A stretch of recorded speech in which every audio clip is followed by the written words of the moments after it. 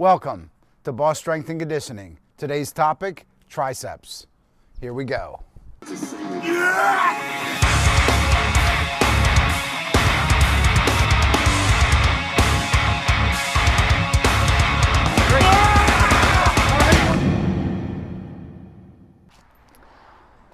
What's up, guys? Art Boss here on the East Coast at Boss Strength and Conditioning.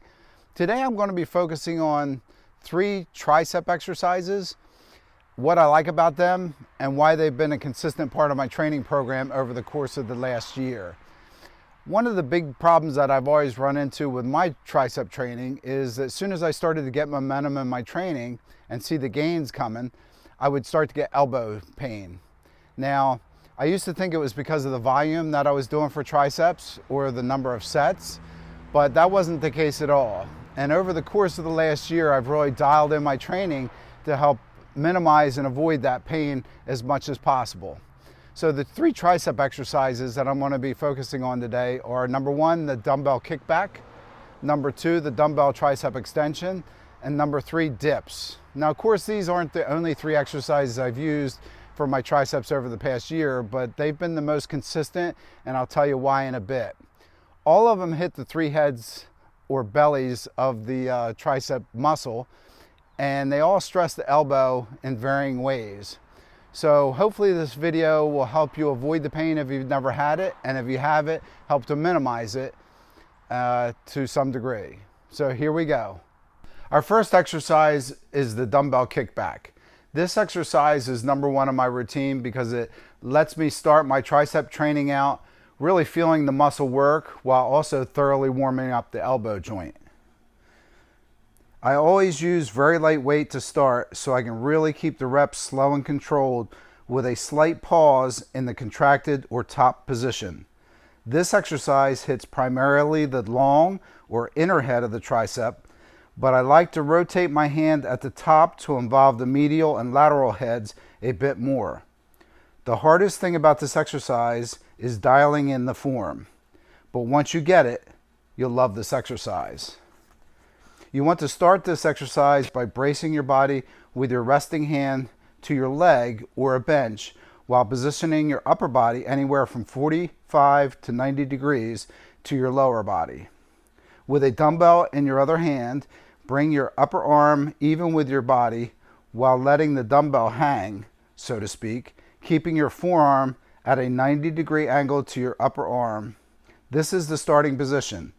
Raise the dumbbell into the lockout position and squeeze the triceps. That's rep 1. Lower the weight in a slow and controlled manner while keeping your upper arm in that locked position. I like to keep my reps in the 15 to 20 range to really get the blood into the arms and thoroughly warm up the elbow. On training the dumbbell kickback. Number 1, everybody is different in their positioning for this exercise. See what works best for you. Number 2, start your tricep training with this movement. It's a great exercise to activate the muscle and warm up the elbow joint. Number 3, always keep the reps slow and controlled and really try to feel the muscle working at the top.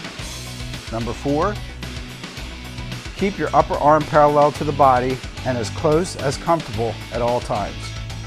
Number 5, rotate the hand at the top of the movement to hit all 3 heads of the triceps: the lateral, the medial, and the long head.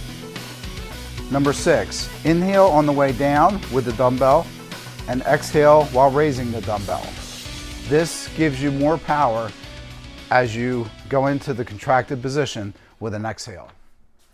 Next up is the dumbbell extension. This is a great exercise for working the long or inner head of the tricep muscle. I like to put this exercise second in my routine because it stresses the elbow joint a little bit more than kickbacks.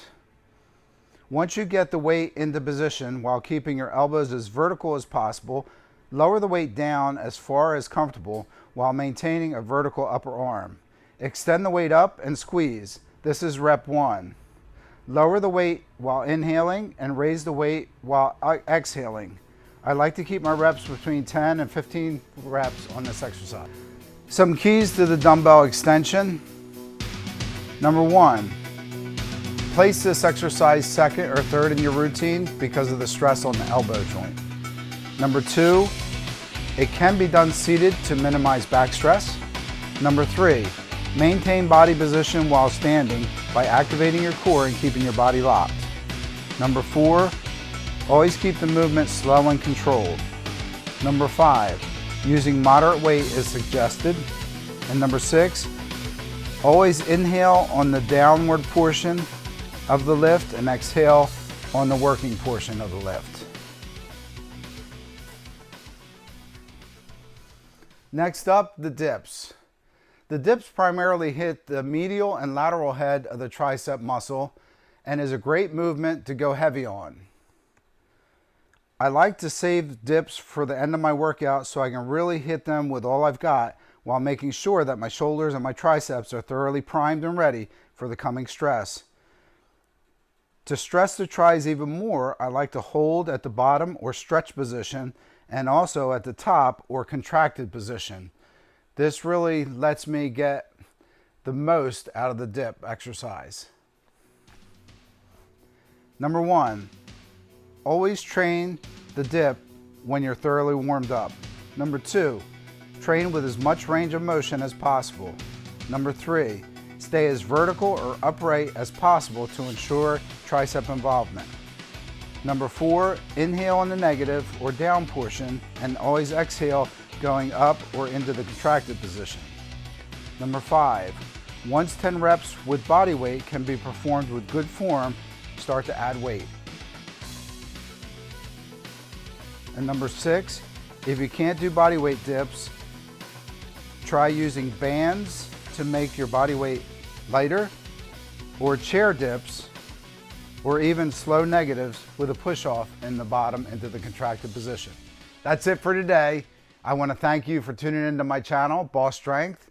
And if you'd like to receive my videos automatically as soon as they come out, just smash that subscribe button and hit the bell notification, and you'll stay up to date and motivated in the coming year. Until next time, train like a boss.